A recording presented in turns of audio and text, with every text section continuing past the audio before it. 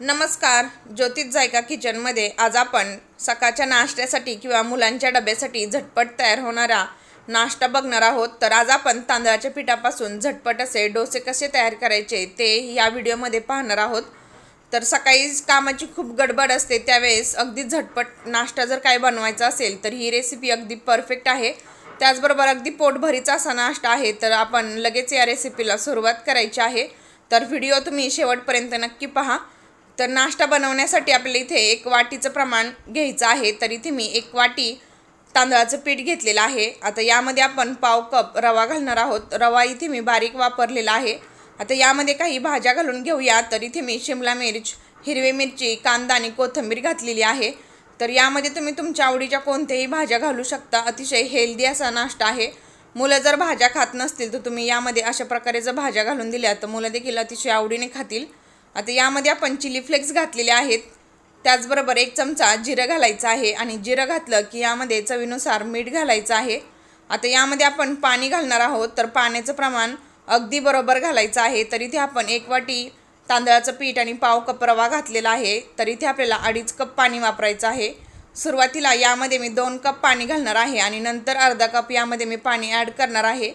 आता सुरुवातीला आपण जे पाणी घातलेलं आहे ते सगळं मिश्रण या पाण्यामध्ये एकजीव करून घ्यायचं आहे।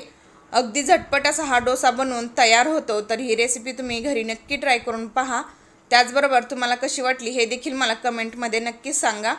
तर इथे आपण 2 कप पाणी घातल्यानंतर वरून पुन्हा मी अर्धा कप पाणी घातलेलं आहे। पुन्हा एकदा व्यवस्थित मिक्स करून घ्यायचं आहे आणि आता आपण हे पीठ 10 ते 15 मिनटं असंच सेट होण्यासाठी बाजूला ठेवून द्यायचं आहे। तर इथे बघू शकता आपलं पीठ अतिशय मस्त असं तयार झालेलं आहे। आता 10 मिनटं आपण हे असंच बाजूला ठेवून देऊया। पीठ मुरत आहे तोपर्यंत आपण झटपट चटणी बनवून घेऊया। तर मिक्सरच्या भांड्यामध्ये अर्धा कप खोबऱ्याचा किस घेतलेला आहे। कोथिंबीर घालून घ्यायची आहे। 3 हिरव्या मिरच्या इथे मी वापरलेल्या आहेत। तिखटाचं प्रमाण कमी जास्त करू शकता। लसूण पाकळ्या घालायच्या आहेत।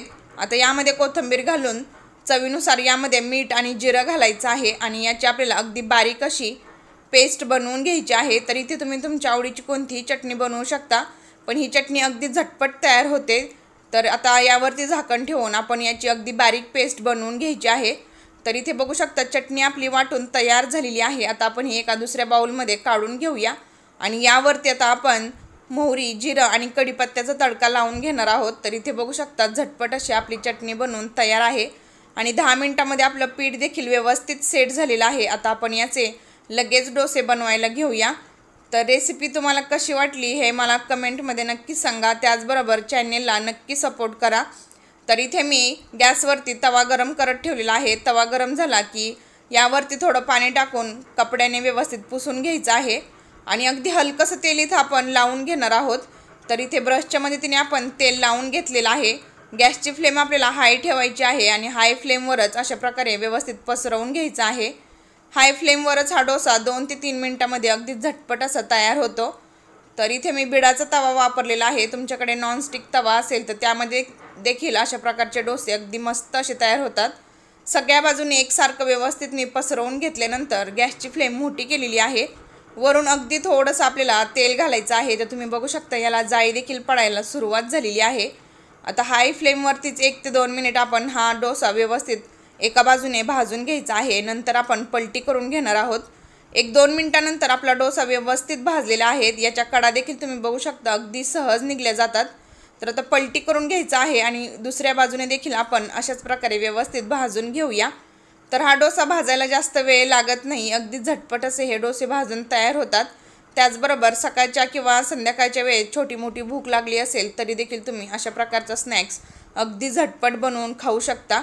तर दोन्हीही बाजू आपले व्यवस्थित भाजून तयार झालेले आहेत आणि उरलेल्या पिठाचे देखील मी अशाच प्रकारे अजून एक दुसरा डोसा देखील बनवून घेणार आहे। आता हा आपण काढून घेऊया। तर इथे बघू शकता मी डोसे बनवून घेतलेले आहेत आणि याला जाळी देखील किती सुंदर अशी पडलेली आहे। तर आता हा नाश्ता आपण गरमागरम असतानाच खायचा आहे, तेव्हाच या नाश्त्याची चव खूप मस्त अशी लागते। तर आपण तयार केलेल्या हिरव्या चटणी आणि दह्याबरोबर हा नाश्ता खायला खूप मस्त लागतो। रेसिपी कशी वाटली हे कमेंटमध्ये नक्की सांगा। त्याचबरोबर आवडली असेल तर चॅनेलला लाईक आणि सबस्क्राईब करायला विसरू नका। धन्यवाद।